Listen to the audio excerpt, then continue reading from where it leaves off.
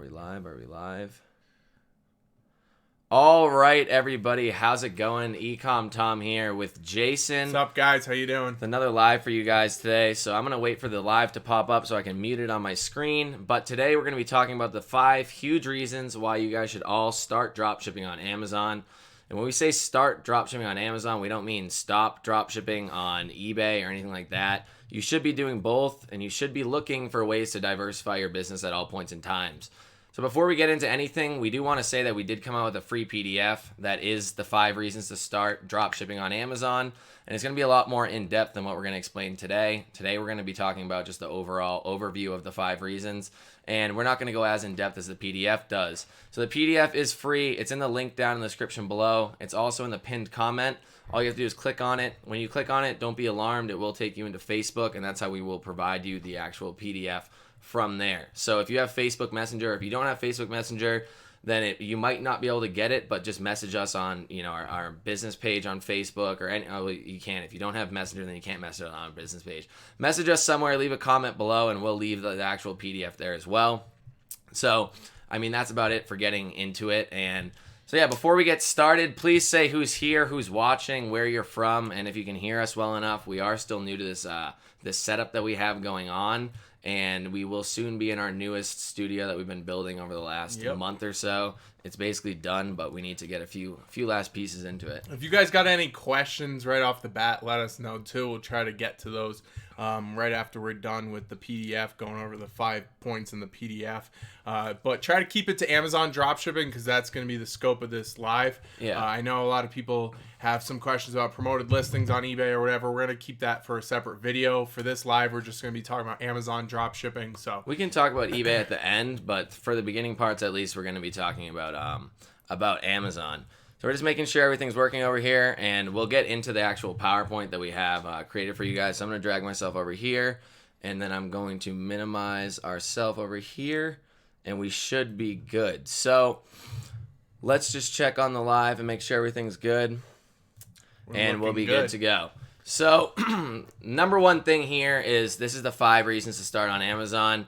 We looked up a bunch of different just articles and everything. We cited all the articles in the actual PDF, so you can check it out. And also, one thing to note beforehand, in the PDF, once you read it and you get to the bottom, there is a sign up for the pre-launch of the course. So the course is going to pre-launch, and it's going to pre-launch for our students that are in our eBay course first. They're going to get a discount for it.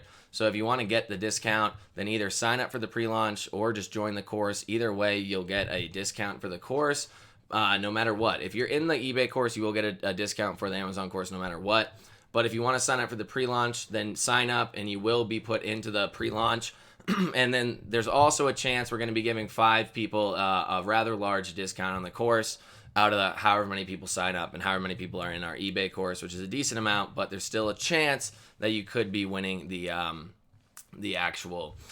huge discount. So we're just going to go over number 1 reason here. I'll go over number 1. Jason will go over number 2, and we'll kind of go from there. So the number 1 reason as to why to start dropshipping on Amazon is because Amazon's site traffic is unmatched compared to eBay or any of the other e-commerce platforms. Amazon is by far, and I'm sure that if you buy anything on the internet yourself, then you probably go to Amazon first. Yeah, and I do. It's just a thing, no matter what, even if it's not true, that most people out there believe that Amazon is going to always have the cheapest prices. They're going to be the most reliable. You're always going to get your items. And even if you do get your items and you say you don't, they're going to give it to you for free anyways. Right. Seems to be their policy. So Amazon site traffic is unmatched, and there is a statistic out there which is cited from one of the resources that we used that there's over 533 million monthly visits to Amazon.com. That's not just from people that are in the U.S. There's people all over all over the world that will be buying from Amazon.com, but it's strictly on Amazon.com has 533 million visits. So what does that mean? That means that your any item that you list is going to have such a higher percentage or chance to sell on Amazon than any other platform out there. There's no doubt about that. You can't deny that fact that Amazon has a crazy amount of market share, and their site traffic is pretty wild. So that's number 1. And Jason will go into number 2 segues into number 2, guys, and that's the Amazon's market share is absolutely dominant. And what that means for people like us, and it also goes off of what Tom said in the first one, is there's tons of built-in site traffic. So if you've ever ran your own website in the past, it costs a lot of money to drive traffic. It costs tons of money. You have to actually know what you're doing to drive that traffic. It's not an easy task. And Amazon already has that built into the site, so your likelihood of selling items by default just by being a seller on the site is already so much higher. So Amazon is 49% of all e-commerce sales, so that's almost 50%. And if you combine everybody else who's a competitor, that's Etsy, that's eBay, there's tons of these other sites out there. If you combine all of them, they still have less of a market share combined than Amazon, and that's they have a little bit more, 51%. Well, 51%. They're equal, basically. It's basically equal, and that is so profound for people like us because it's not an uphill battle. You don't have to make your own website, and you're putting yourself in the right spot to make the sales. So as Jason always says, you could probably put a pair of dirty socks on Amazon during Q4 and they're going to sell. Amazon, I've seen, and Amazon always talks about, like people that teach FBA or anything out there, creating any sort of listing, they always teach, you got to make your image look as nice as possible.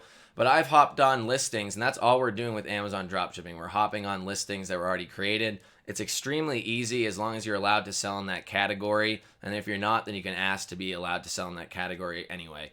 But I've been on listings that have absolutely awful images, like the grainy picture. Somebody screenshotted it with some BS screenshot tool and enlarged it so the image actually looks horrible. And I'm still, this item, one of them that I've been selling, and I was talking about it last week with the bags of concrete, that image is awful. And I'm on two different ASINs or two different listings of the same item. And one is great, and it only sells like maybe, I think it was like 30 times a month. And the other one has a terrible picture, and it sells like 180 times a month. So as much as people talk about you want to make the best, most perfect listing, yes, that does help. But we're just hopping on listings, and whether it's good, whether it's bad, as long as it's not like misleading the buyer, and they are getting what they think they're going to be, what they see on the website, then you're going to be good. And people will buy anything on Amazon because it's the trusted platform to buy on. Right. And the other thing, too, going off of that is we're not just taking shots in the dark, right? Yeah. We're not having our VAs go and just piggyback on any old listing. We're actually basing it on sales data and the BSR ranking. And we are using Chrome extensions to help us out with that, and we talk about that extensively in the course. Now, one of the things that when I wrote this PDF, I was really surprised about Jason's the writer in the group. Yeah, so I wrote most of the PDF, and one of the things that I found really interesting was this third point, which is there's actually less competition on Amazon and higher sales on Amazon than eBay. There's 3 times less competition, and we measure that in active sellers on the platform. There's 3 times less competition on Amazon and 6x higher sales. So that means the gross annual sales on the platform is 6 times higher than eBay. That is extremely profound. That information suggests to us that that is going to be the place where we should be focusing our time as sellers. So if you want to get into the next one. Well, one of the main points on top of that is, why does Amazon have such less competition? And I don't really know why, because a lot of people say the barrier to entry is a lot higher. But as going through signing up for accounts and doing everything like that, you do realize, yes, you might have to have a little bit more information than eBay, but it's really not that much more. And it's more just, I think, just the fear, because eBay's been around forever, and people that have been selling on it have been selling on it forever. Where Amazon, it has been this thing in the dark where people are like, oh, you're going to get banned, all this stuff. And there's just a fear of trying to sell on it, where it's going to deter people from actually trying to sign up and sell on the website. But in reality, it's pretty much the same thing as signing up for eBay with just a few extra options or a few extra needed details. Yeah. And besides that, it's the same thing, and you're going to be making 6 times the sales, or potentially making 6 times the sales than on eBay. So in my mind, it's a no-brainer. I also think a lot of people don't know that you can actually sell on Amazon. There's even a lot of merchants out there who have been in the dropshipping game for a while, and don't know that you can actually go and sell those products also on Amazon. And that could also be a reason why there's so much less competition on Amazon. Another reason I think there could be less competition is because when Amazon does see that your metrics aren't up to par Yeah. and you aren't keeping your account in good status or good standing, they come down really hard and ban people and suspend them indefinitely. So it's one of those things that, yeah, there's a lot more people selling on eBay, but there's a lot more chance for you to make a lot more money on Amazon, in my opinion. Yeah, and the third point pretty much segues into point number 4. And point number 4 here is that Amazon sellers earn the most money out of any other platform. So on average, 51% of all sellers will sell at least $100,000 a year. That's not making $100,000 a year profit. That's selling $100,000 a year. If you think about the amount of people that go on eBay and then just sell like their used items, or they went thrifting, or they went to a yard sale or anything like that, even if you're doing that, maybe you're pulling great margins because you bought your item at a yard sale for 50 cents and then you sold it for 30 bucks or something. But in reality, that's not scalable. Yard sales aren't just all over the place at all points in times. You know, you're going to have to be there. You're competing with other people that you're buying from and other things like that. Where on Amazon, you were just drop shipping items from other suppliers, and these suppliers pretty much have an endless supply of these items. So you can continually be making sales and continually be listing items, and as long as these items are good, and as long as you're competitive and your metrics aren't absolutely awful, and your handling time's a regular handling time, and you have a competitive price, you will be making tons of sales. And $100,000 a year, if you're drop shipping, doesn't sound like a lot, but even if this is just your side business or anything like that, then that's still, if you're going for 10% profit, and I've found a new supplier recently that's 24% profit I'm averaging per day. So there's crazy amounts of profit out there as well, where say it's 10% profit at $100,000 a year, that's an extra $10,000. I'm sure most people that are watching this right now could use an extra $10,000. Absolutely. Anybody can use an extra $10,000. You're lying to yourself if you don't think that you could. And if you take it to the next level, I've seen people legitimately in Facebook groups on, what is it? Is it Cyber Monday is what it's called? Yeah. On Cyber Monday, hit $50-something thousand in sales in one day. Yeah. And that's drop shipping, yes, lower margins, but that's absolutely crazy. If that's at 10% profit, that's, what is that, $5,000 in one day profit.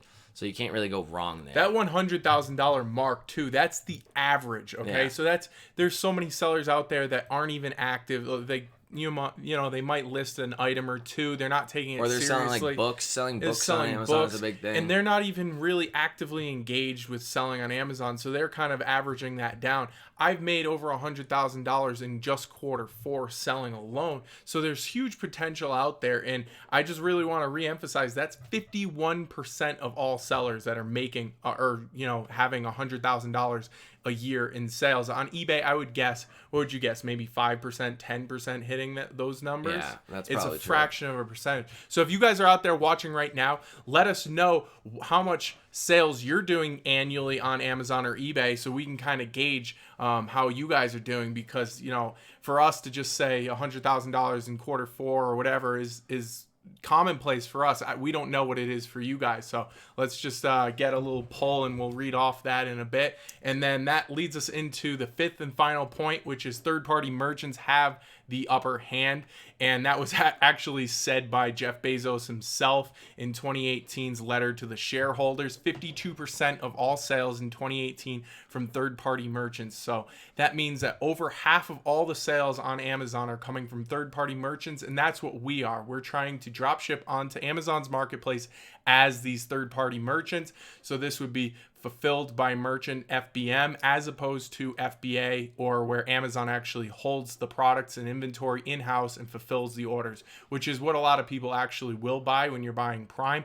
But that's not what we're focused on, and the larger majority of sales on Amazon are actually coming from people like us. So that's a pretty cool statistic, and that should, incentivize you guys to jump on board, because there's huge earning potentials on Amazon as a platform. Yeah, so if you guys have any questions about these 5 points, we're going to just be going over other big things about dropshipping on Amazon and just why you should be doing it. If you have any questions, I'm sure one of the number one questions I've seen, and we'll go back to the full view here as I drag myself into a larger picture, and then we'll bring ourselves over here again so we're not just staring over on the other screen.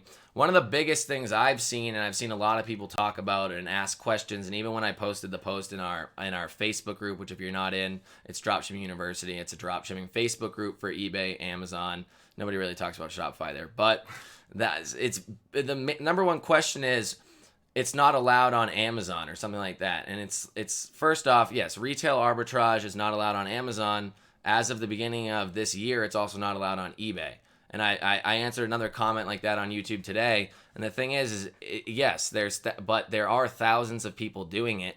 And as long as you do it correctly, then you won't be getting in trouble. So what is correct and what is the correct way to go about doing this? And the correct way we found is obviously trying to not abuse the system. In 2018, we were doing mainly Amazon onto eBay, which in high volumes, people listing tens of thousands of items. I had 3 stores at once that had a combined 25,000 items altogether. That's abusive. You have no idea what's in your store. Yes, there are ways that you could really micromanage it, but it's almost impossible. You'd have to have a huge squad of people on this. And it's just very abusive to the system. You don't care what the item is. You don't care if you're selling awful items. You don't care about customer service. You don't care about the customer. So it leads to these platforms having to crack down. But if you are running a very well-oiled machine of a store and you're running it correctly on eBay or on Amazon, you're not going to be getting in trouble. And I've seen 0 issues on Amazon so far. The only potential issue I ever had on Amazon was when I was doing the high-volume Walmart onto Amazon, which is basically the same exact thing as Amazon onto eBay from last year. There's tons of people that are selling at negative profits with Walmart onto Amazon, Home Depot onto Amazon, using sketchy discounted gift cards from wherever the hell they're getting them, using only cash back and all sorts of credit cards. And I know Walmart's coming out with their big 5% cash back credit card if you haven't heard about it. And I'm sure a ton more people will hop on that bandwagon. And me, on the other hand, I'm just going to move in the other direction. And I'm going to move to another supplier, and I'm going to be making more money.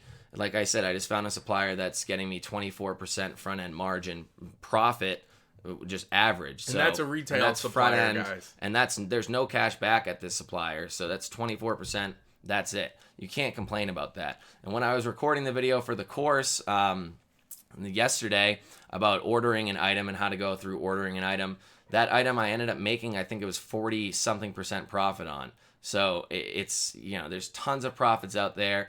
And I've made over 50% margins many and many times on Amazon. And it's a lot more common ground than anywhere else. Yeah, commonplace. So let's go ahead and we're going to answer some of your questions right now.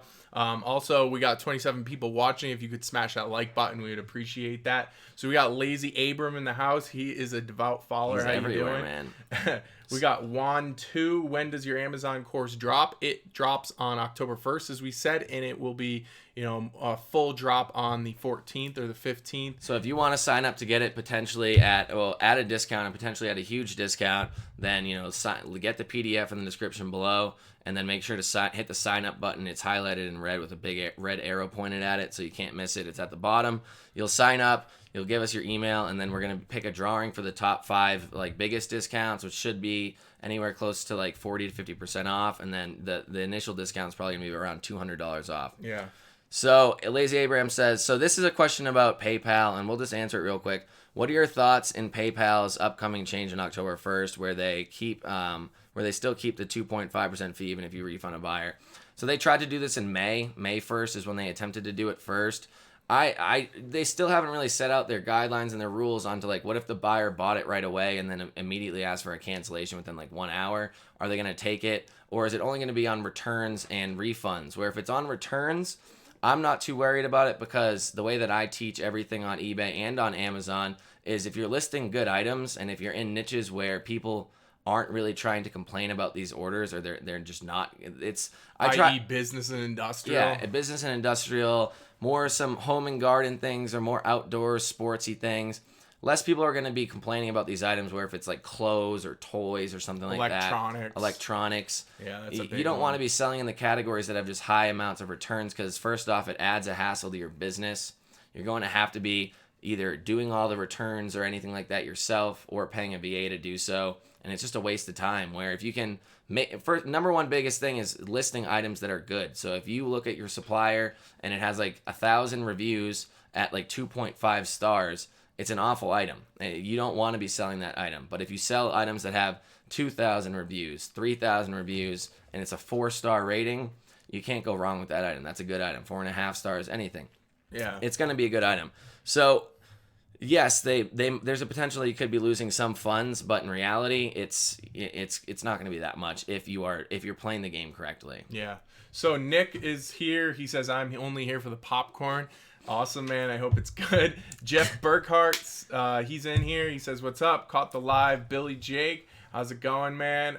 Jess, well, if you had to, this is her question, had to stick with one, I know you might say just both, but if you had to choose one, I guess a gun is pointed to my head, which would you say is better, Amazon dropshipping or eBay dropshipping? So kind of the point of me making that PDF and coming on these lives and kind of getting you guys to transition, it's not to make you say, okay, one's better than the other. And there's no reason that you'd have to do one over the other. Tom and I both drop ship on Amazon and eBay. I also drop ship on Etsy and Shopify. There's no reason that you'd have to do one or the other. And in fact, I want everybody to try to diversify their sales channels. It's called multi-channel e-commerce because you're hedging your risk and you're spreading it out over multiple channels. So I know I kind of avoided the question, but it's true. I don't want you to just stick to one or the other. And it also depends, that question depends a lot on where you are in your dropshipping journey. If you're a beginner, like absolute beginner, we still highly consider you starting on eBay. I mean, I can't tell you what to do. You're probably going to make your own decision no matter what. So you can do what you want. But eBay is the place to start because it's just easier on the seller. There's less chance of getting in trouble and there's less risk up front. But once you start learning everything and you feel confident in your abilities, it's basically the same thing, just on a new platform. There's really no difference. The fees are different. Besides that, I mean, there's metrics that are pretty much the same but slightly different. I think Amazon actually lays out its metrics better than eBay does. Yeah. And they are hard on their metrics, but they at least tell you what's going to get you in trouble. And I've never seen anybody say, "Oh, like Amazon just flagged my account and now I can't make sales." They're very straightforward in the fact that if you're doing well, if you are providing value to your customer, if you are making sure that all your items get out on time, if everything's running well within your store, then you are going to be making sales. And that's one of the main points. Another big point that we talk about inside of the course, that you get the buy box on Amazon, which is where about 85% of the sales come through. And that's your price just being your item being the price that's displayed on the listing. So if you're going to get the buy box, sure, the price matters. A lower price definitely matters. They do say on Amazon that if you're within 5% of the lowest price, then you're in turn to get the buy box. But obviously, if your price is way lower, then you're going to probably get a lot more. Handling time second, and then metrics are third. But also in the metrics, there's like sales velocity. If you put your account on vacation mode for like 2 months and then you came back, no matter what, you're probably not going to be making as much sales as you would have if you kept going for 2 months straight. So, I always say, once you start selling on Amazon, you're going to keep selling on Amazon. There was a point in time in March where I had to keep raising my margins because I was making too many sales and I couldn't stop it. And I hit my highest day ever at a margin that was like a lowest margin that was like 3% higher than the average lowest margin I usually run. So it really depends on where you're at, what you feel comfortable with, your financial situation. And that's about it. So Jess, if you're watching this still, let us know where you're at. Are you a beginner?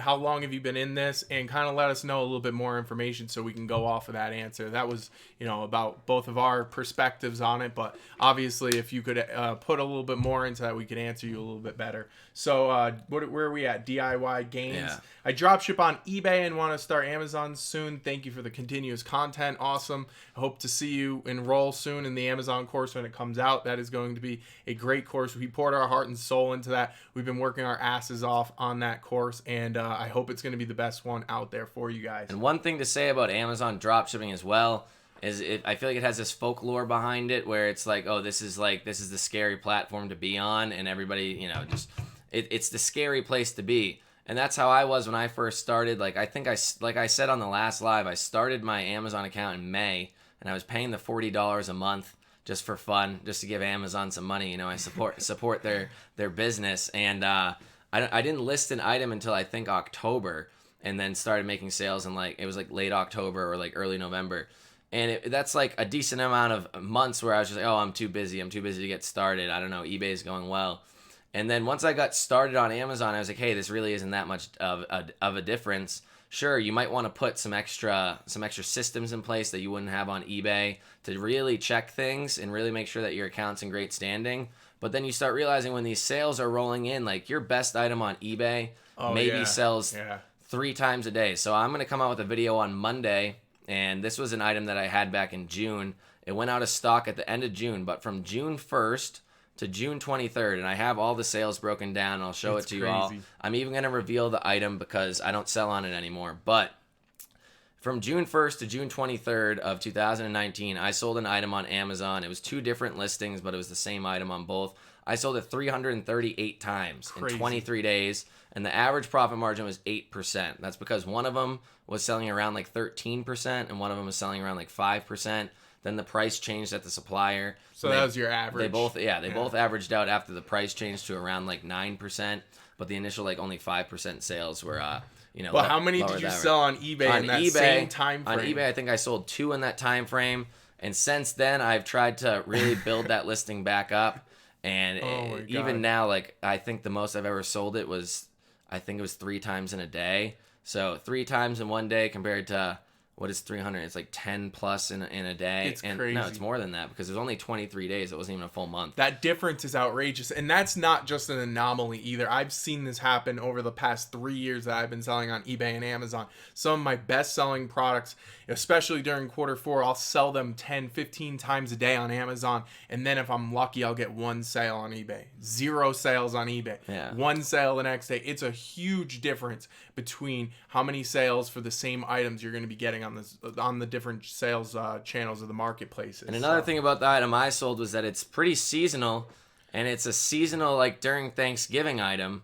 And this was in June. That's not even close to Thanksgiving. Yeah. It's not like that. In Thanksgiving, I can only imagine that if that item stayed where it was, because there was some flaws with it, which I'll go over in the video as well, that if that item stayed where it was, I don't even know how many sales it would make in November. Like 1,000 probably. So Jameson Griffin, how you do? Griffith, sorry, I said your last name wrong. Hey, Tom and Jason, good to see you. Nice to see you on the live, man. Thank you for showing up. We got Zay Logical. When's the next video on eBay dropshipping? We'll probably answer that. I'll probably put one out next week. I got a few questions about like top rated status and top rated plus, which is it's just this huge misconception out there. So I'm trying to break the misconception on that. There's also been a big misconception about promoted listings recently, and with a couple videos from some larger YouTubers that have been put out.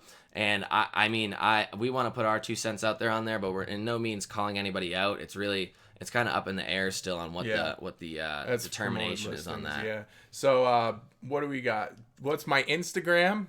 Somebody wants to know what my Instagram is. I don't have a personal Instagram, but I actually do these short form, like 30-second tutorial videos on Dropshipping University. It's at the Dropshipping University. Down here in the logo.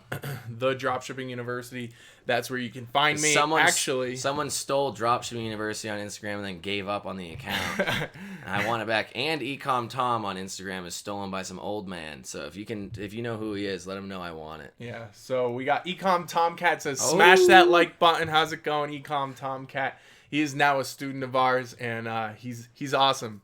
How's it going, man? Where are we at? John Arducci says, can you use the same account you use to buy items for eBay as your account to sell on Amazon? I want to talk about this. Okay. Or should I start a new one? That's the second question. So I'm glad this question was asked. While I was creating or showing the how to create an account on Amazon video for the course, I realized I had like an epiphany. And if you're still doing Amazon to eBay dropshipping, which anybody that's watching this or has followed us for a while, we don't advise doing, but I know you still do it, John. One thing I would say is that those accounts are always getting banned, or not usually, but there's a high chance of them getting banned for buying too many things on Amazon. Amazon knows what you're doing, and then they ban your account. There's been tons of articles that some other dropshipping software people have put out recently about how to get your accounts back or anything like that. And these are buying Amazon accounts. Like, you're buying items on Amazon to drop ship on So they're eBay. Upset that you're reselling. So, yeah, they're upset that you're reselling the Amazon items.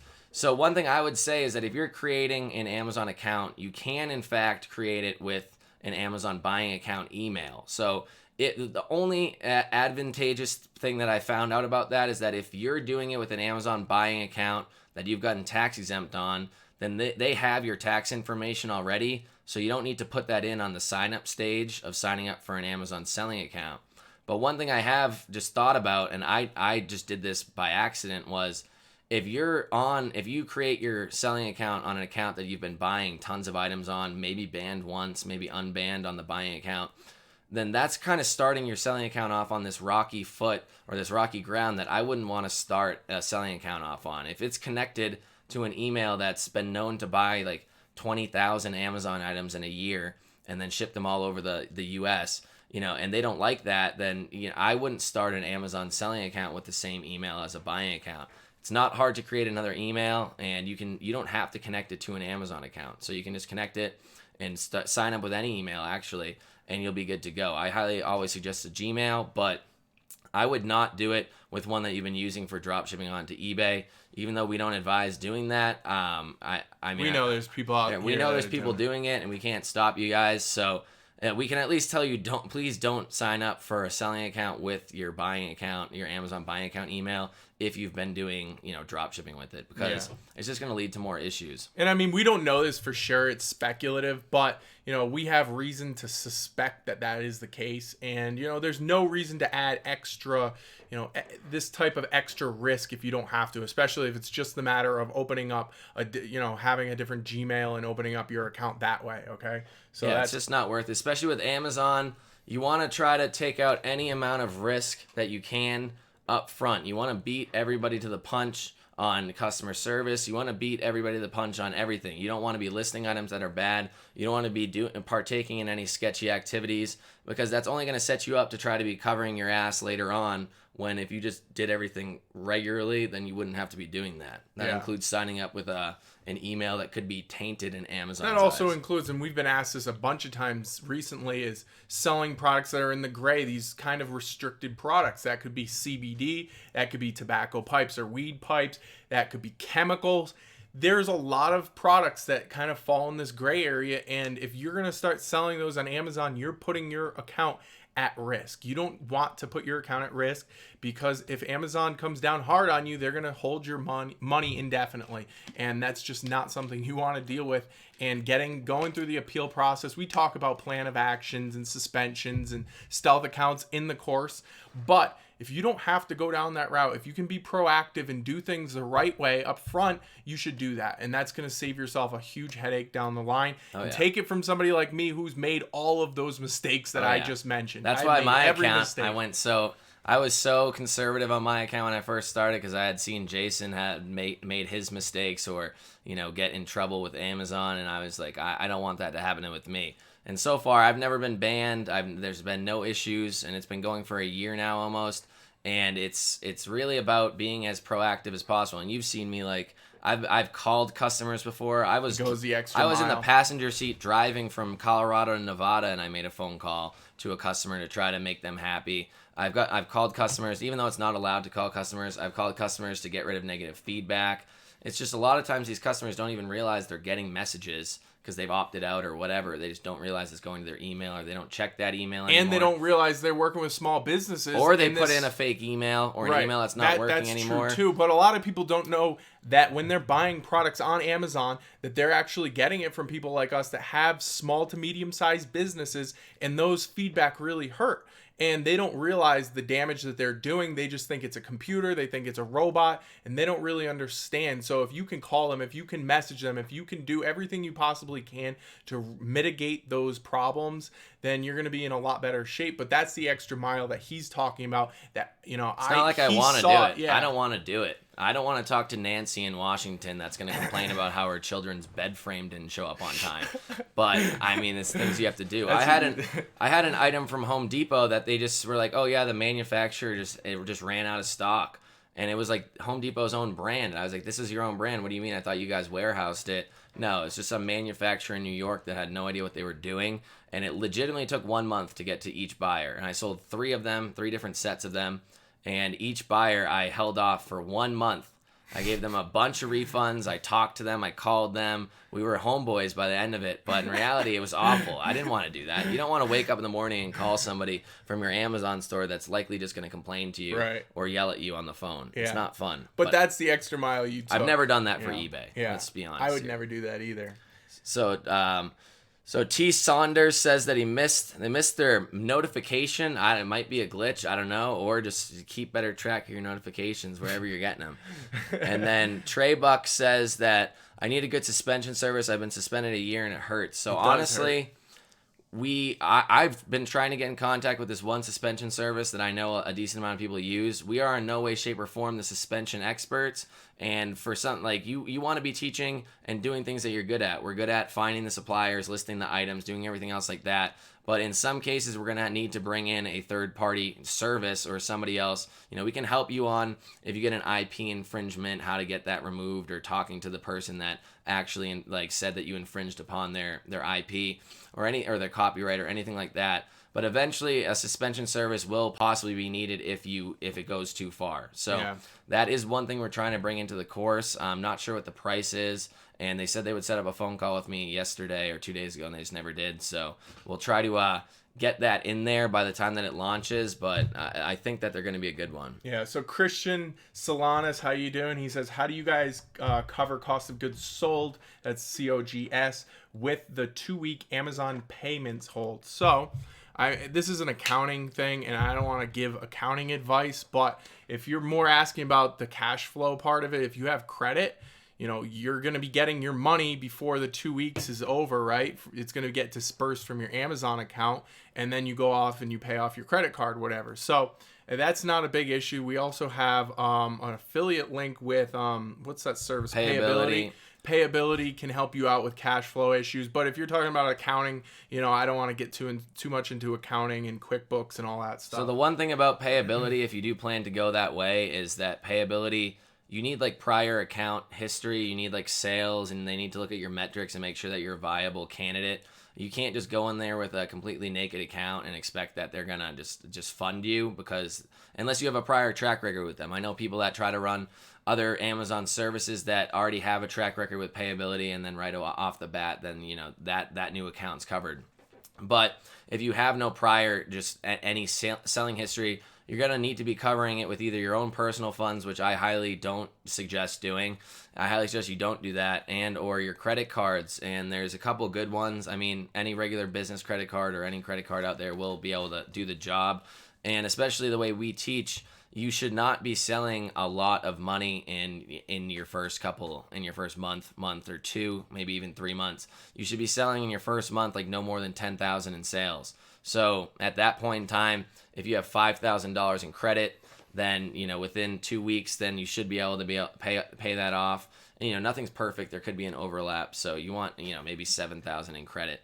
But from there, you can just keep continually paying it off, getting the money, paying it off. There's also a few tips and tricks inside of Amazon where you can get your money dispersed earlier than 2 weeks. On demand disbursements. Which a lot of people don't know that. So you can actually get disbursements every day for items that have been shipped and delivered within the last 10 days, or at least 10 days back. Honestly, that's an awesome feature that my old account didn't have. My new account has it, and I love it. So you get your funds back 4 or 5 days quicker, usually sometimes even a little bit more. Instead of them holding about half a month's of money, it would only be about a third of a month's of money that they'd be holding. So Christian also asked, do you guys push Walmart to Amazon in the course? No, we do not push that at all. I don't show it at all, and the only thing I show is that if your item isn't available at another supplier. So I sold an item, and I showed it all inside of the course. I sold an item, and I actually got a really good profit margin on it, but it was back ordered by the time that I had gotten to it.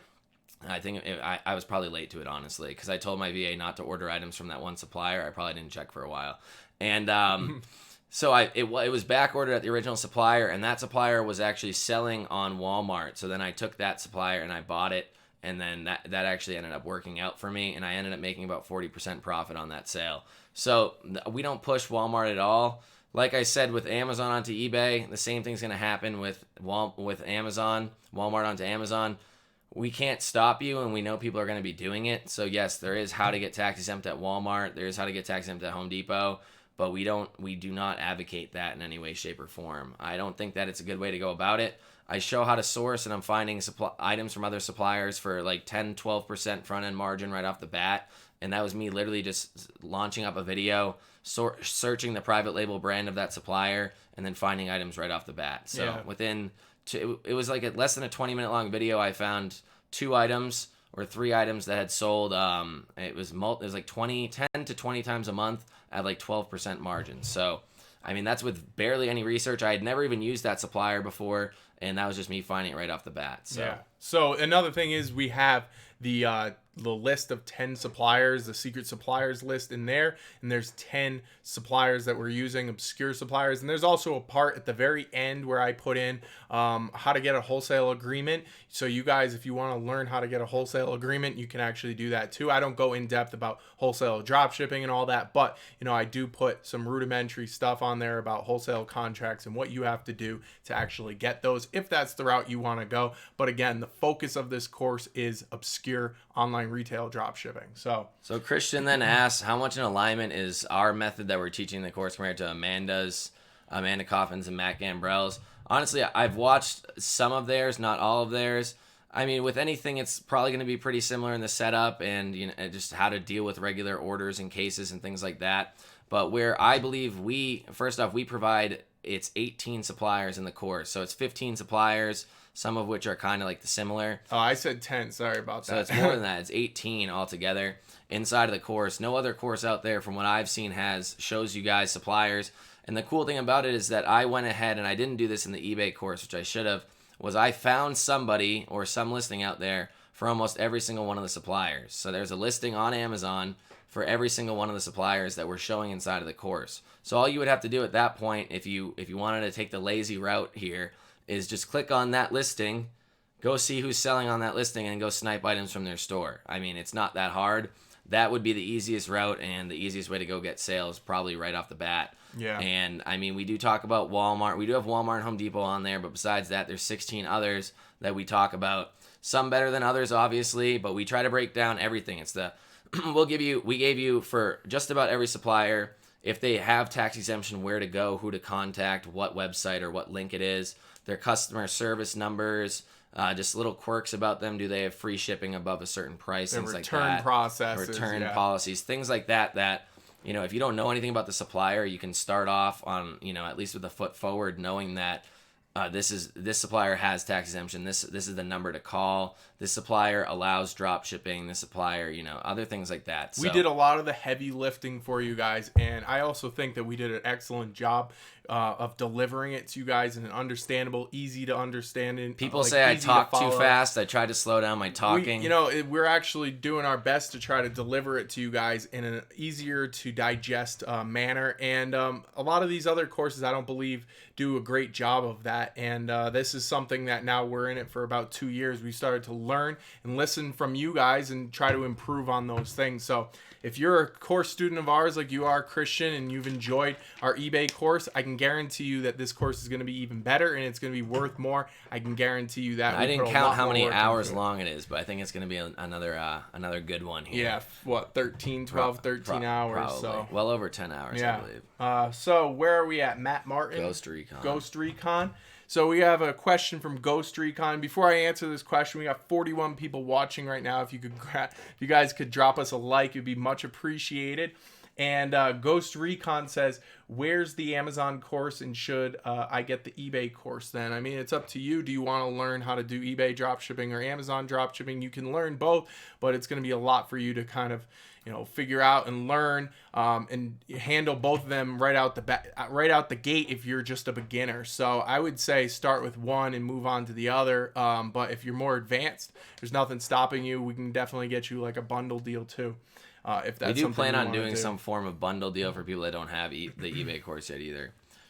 So Matt Martin says, would you be using the same obscure suppliers to dropship on Amazon like in the eBay course? If so, is it against the terms of service for Amazon? So if you want to answer that one. So the terms of service on Amazon and eBay are basically the same now. Obscure suppliers are still mainly retail suppliers, both of which platforms do not allow. But like I've said, if you're the main things, if you're keeping your metrics in check and you're not just leaving your customers out to dry, you're doing good customer service, you're taking care of your metrics. If you get IP complaints, that's the number one difference between Amazon and eBay. eBay, you can get slapped on the wrist. Oh, here's a Vero complaint, or this is Vero, and then it's like you just go okay, and then you just move on. But on Amazon, if you get one, yeah, you could probably do the same thing, okay, and move on. But you could also contact the person that hit you with the complaint. Say, hey, I didn't know I wasn't allowed to sell your items, and we give you templates on what to say inside of the course. And then from there, you can get them to actually contact Amazon and retract it. Sure. Is it a long shot if that is to happen?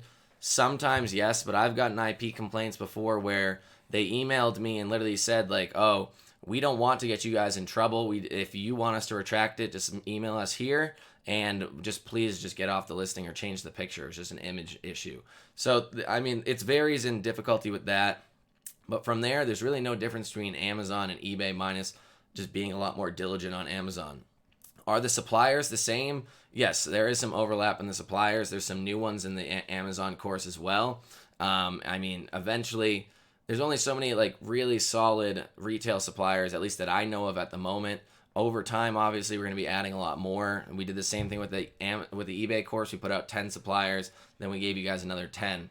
So I can imagine the first update of the Amazon course is probably going to give you a lot more suppliers. Also, I finally figured out SKU Grid onto Amazon, not the way that I was originally planning to do so. It's actually a lot easier. So now in the next update, not only are we going to be teaching Web Scraper app in the entire first part of the course, which I believe everybody should start with. It's a lot easier to do.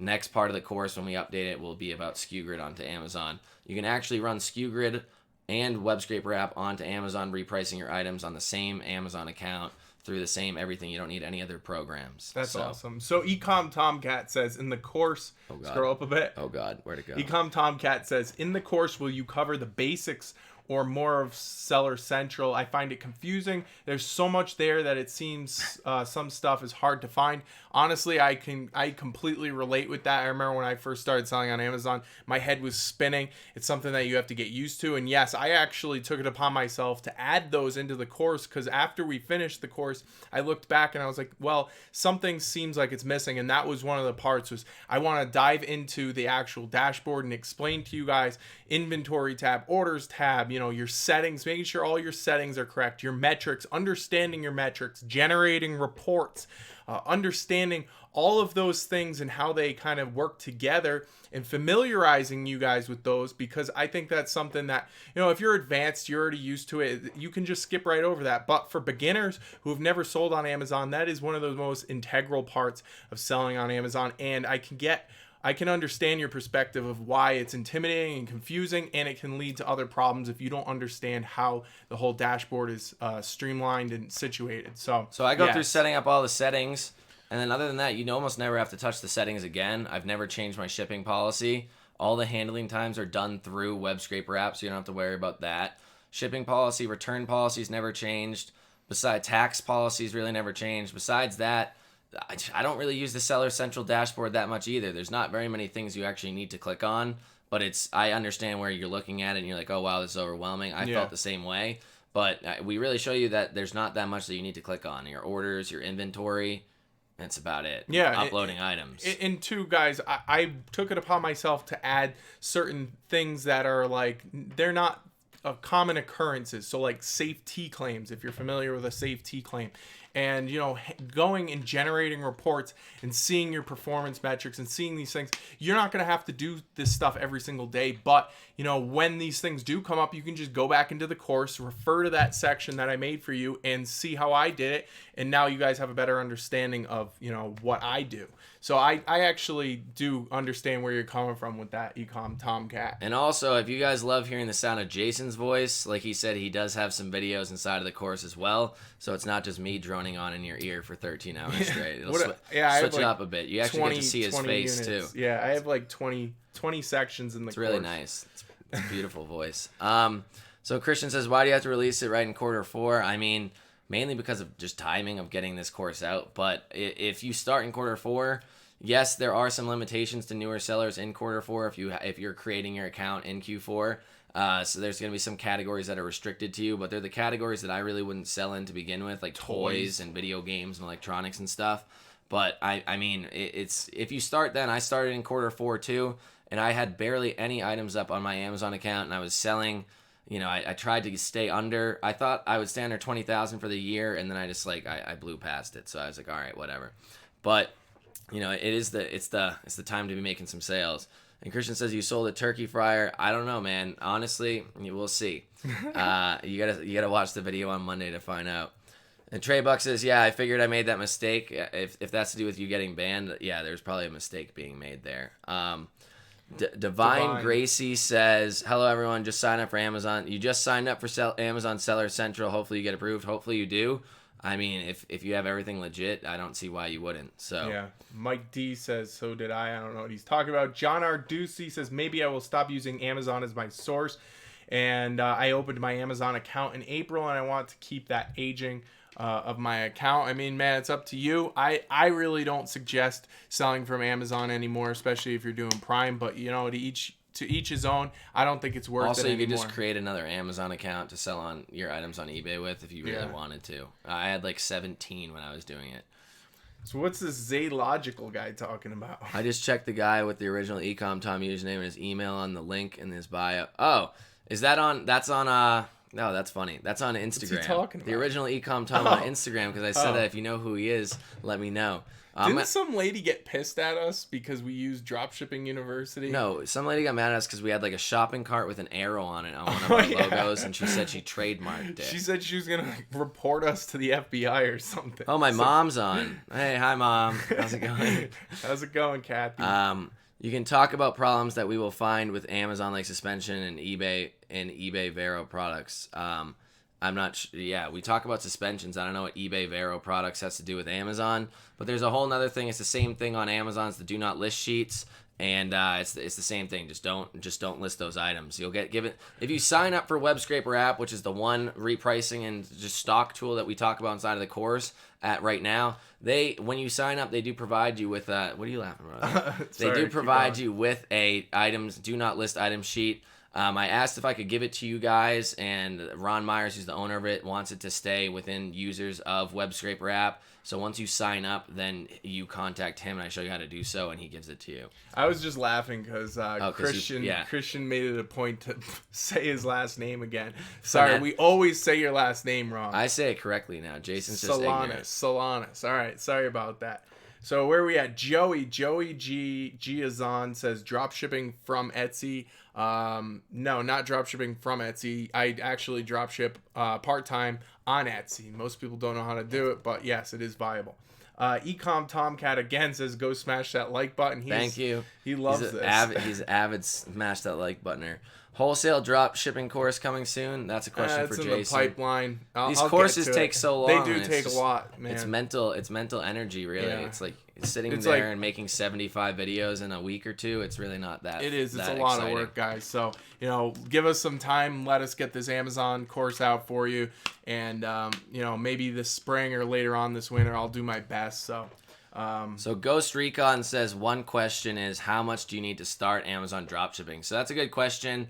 People ask the same thing with eBay dropshipping, where on eBay dropshipping you could say, oh, well, you might get your money back right away. So on Amazon, they're going to hold your funds for mainly up to 2 weeks, and that's what I would just use as a benchmark number here. So it really depends on how much you're going to sell and what your credit limit is. I mean, if you don't have any credit, then it really depends on if you're willing to front your own personal money, which I know some people will do, and seeing what you can do with that. But it's really just how much you plan to sell, which you can always vary your sales on Amazon. It's so much easier because there's a repricing tool where you set your minimum margin and your maximum margin. So if you say you want your minimum margin to be like 3% and your maximum to be like 40%, your items are hovering anywhere in that range and always constantly being repriced. But if you don't want to make sales, you can take your minimum margin and push it to like 15% all the way up, and then you probably won't be making any sales. And at that point, or like 20%, depending on what supplier you're using, and then you can just quit your sales. So as long as you do that, then you can really turn your sales on and off with Amazon, kind of like a faucet, and it just depends on how much credit you have. So think about what your available cash is, what your available credit is, and divide that in about a half, maybe a little bit more, and that's about what you should be expecting to sell. That's actually pretty good advice. I didn't think of that. I tried. Thanks. So Lazy Abrams says wholesale drop. Oh, I already went by that. All right. Do you guys ever? Do you guys take Adderall to stay focused? Prescriptions. No, just drink caffeine. You'll be good. Yeah, you'll be fine. Christian says, Jason, are you selling your wholesale items on the same account as your obscure retail supplier account? If you're talking about Amazon, yeah, so I'm just doing wholesale drop shipping across the board. I don't really go. I actually do some obscure retailer, but Tom is the one who's really mastering that. I try to focus more on wholesale drop shipping, and we also, we want to go on different paths and learn different things, and then come back together and collaborate. I've sold his wholesale stuff on my account. I mean, it doesn't really matter. It's just all about what you want to be doing, and the more I get into this, the deeper I'm going to, the more obscure these suppliers are getting. They're still on the list of either web scraper app or on SKU Grid, but you'll realize that there's some that are pretty much wholesale suppliers to the point where it's really iffy to really even tell the difference. Yeah, so it becomes a matter of semantics at a certain point, right? Yeah. So, you want to go on to Matt. Matt's down there. Oh, Matt down here. If I have a budget of $2,500 to get started dropshipping on Amazon, should I start with one item? What? I know that there's a 2-week window before I get paid. Do you mean selling legitimately one item? I mean, if you find the winning item, if you find the winning item, yeah, that could be a thing. Like the item that I'm talking about in the next video coming out on Monday, I sold $35,000 of it in 1 month. But if you have a brand new account with zero sales history at all, there's a chance that when you make a new account, then you might not be eligible for the buy box. So that's also going to be an issue there. Other than that, are you tax exempt at your suppliers? Can you even get a competitive price? There's not very many items that you'll probably sell $2,500 in 1 month. I would list probably like 5. The way I teach it is you list one item. Inside of the course is exactly what I do. You list one item manually through the one item upload on web scraper app. From there, I teach you how to upload a CSV, and that's what I do. I've never uploaded one item on web scraper app except for how to do it in the course. I just learned the CSV right away. Then the CSV upload, you can upload as many items as you want at first or at any point in time. So then I teach you how to list 5 items, make sure everything's good, list 5 items at once. And then from there, I say move on to 10 items and then however big you want to make your CSV. I never go over 50 just because I don't trust myself, making sure everything matches. So list more than one item, but don't list over like 50, I would say. But make sure your prices are very, in the right ballpark. Don't list your item accidentally at like a negative margin and sell the hell out of it and then have no money. You really want to make sure everything's is like well put together. And that's what I teach inside of the course because there is a decent amount of moving parts. But once it's all set, you almost never have to touch anything besides uploading items if you want to. But if you have a good amount of items in there, you can just keep them there. They're going to keep selling most likely. And other than that, you're just fulfilling orders and dealing with customer service. Yeah, I also just thought of something that I wanted to hit on this live too, guys, if you're still watching right now. One of the things that has worked really well for me is using eBay as a supplier testing ground. So when I find new suppliers, for example, I'll go and I'll have my VA list, 20, 30, 40 items and start getting some sales on eBay. And what this does is it gives me a set amount of time to figure out how they deal with returns, how fast they get the products out. Do they, are they on their website saying that they have the products in stock and in reality they message you a day later saying it's an out of stock product? I'm looking to see what these potential problems are with these suppliers. So I use eBay as a testing ground. And then once I get comfortable with that supplier, I'll then go and move them onto Amazon where I've tried them and I know that they're good, they're legitimate, and they're, reliable people to work with. And then once I sell on Amazon, I'm good to go. So if you want to, venture out and find your own suppliers, I would caution you from just going straight from your supplier onto Amazon and hoping for the best. Use eBay as a testing ground to then leverage that onto Amazon and take what you've learned from that supplier and then go and sell that product. So if you guys have ever done that, let me know. It's one of those things that I just basically came up with in the last couple months and it's worked really well. Kid's a genius. I just like to throw random suppliers on Amazon, but I don't suggest I think it's a little bit more risky, personally. Only if you have some experience, I would suggest doing that. So is it good to drop ship on Amazon from Etsy? I mean, I'm sure you can do it, but my main question here is Etsy supposed to be more of the artisan handcraft thing? What's their supply like? Are they reliable people getting out their items? Yeah. Other things like that. Also, do you have a repricer? What if they change their price? What if they go out of stock? I know SKU Grid's supposed to be coming out with, I think, an Etsy repricer so you can sell items on Etsy, but I don't think they're going to be doing Etsy onto other things. They might. I have no clue. I would say that's pretty high risk. You got to think most Etsy artisans are, you know, your grandma, your mom, whoever, My your grandma's aunt. not making anything. It's probably your aunt or whoever, and they're making little trinkets in their house, and it's not a real large scale operation. And a lot of times, if you start selling that product really well on Amazon, they're not going to be able to meet the demand, and then you're going to be in big trouble when you have 20 orders during Christmas, 30 orders during Christmas, and your supplier on Etsy can't meet the mark when it comes to actually supplying the product. So I would honestly caution away from using artisans and local craft artists. I'm an artisan. That's usually what Etsy is. So 1A says, is there any discount for the eBay dropshipping course? Just message us on Facebook. We'll see what we can do. This is a good question for you, the D-Braz, bro. Okay, D-Braz Bro says, how many items and how long until you start to get about $1,500 a month with wholesale suppliers only $1,500 profit? I mean, that's really a dependable, it's variable. I can't do it with tell one you. item. You could literally do it with one item. I did that very simply with one item, but the problem is finding that one item, right? So yes, you can do that. You absolutely could do that, but I can't give you an estimated time range to do that because I don't know what seller level you are. I don't know what how long you've been doing you want this. to use. I don't know what supplier you're trying to use, what niche you're trying to sell in. All of those things come into play, and I can't just give you a universal answer based on that question. All right, so we're already up on our time right now for the 1 hour that we usually do. We're going to answer the rest of the questions. If you have any last questions, please ask them now. Since we're on the West Coast, it's only 5 p.m., so we're not in that big of a rush here. Drop us a like. Drop us a like for sticking extra. This is like staying after for PTO at school or something like that. So e-commerce school is asking about CSV. How are you teaching without your CSV here, e-commerce school? Hey man, with CSV, how does it actually work? Could you explain a bit more, please? CSVs are comma separated value files. It's when you're saving an Excel file. You can do it in a Word file as well. It doesn't really matter, but I would never do it in Word. Always do in Excel. You can save in XLS. That's Excel. That's a standard Excel file. It's the same thing as .doc or .pdf or .jpeg. It's .csv. It stands for comma separated value. What you're going to be doing, you're going to be listing, and I teach everything, and I already made a pre-formulated spreadsheet, and if you have the eBay course, it's the same way, where you're sourcing items and filling out specific rows, and as you fill out those rows, it's automatically filling in your CSV on the next tab. So you don't have to worry about filling it out because you fill it out. The sheet does it for you.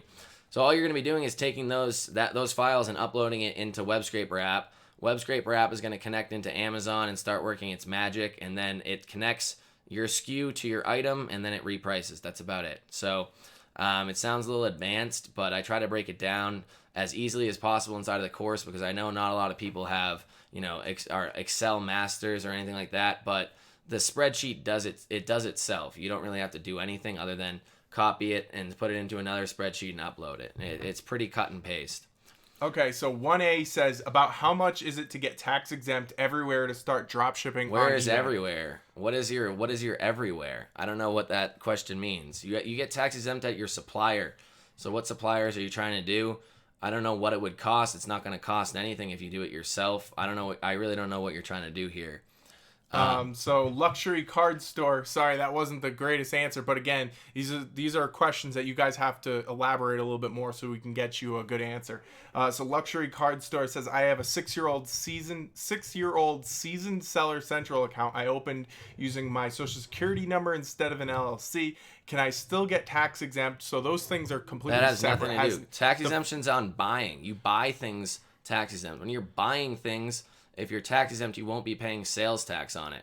Seller Central account is when you're selling things. Yeah. You don't get tax exempt at You don't get tax level. exempt at the Amazon Seller Central level, right? So you go on to say, I hear that Amazon might ban you if you change your personal account to an LLC. I have heard that they don't. It's not like a permanent ban. There, it's like a temporary. Like, why do you change your information inside of your account? Please provide us more information. And I've heard the reason why they do that mainly is for bank account information. Think about it. If you don't tell anybody that you're changing your bank account, Amazon's holding on to like $40,000. Say you sell $80,000 a month, they're going to be holding on to about half of that at any given time.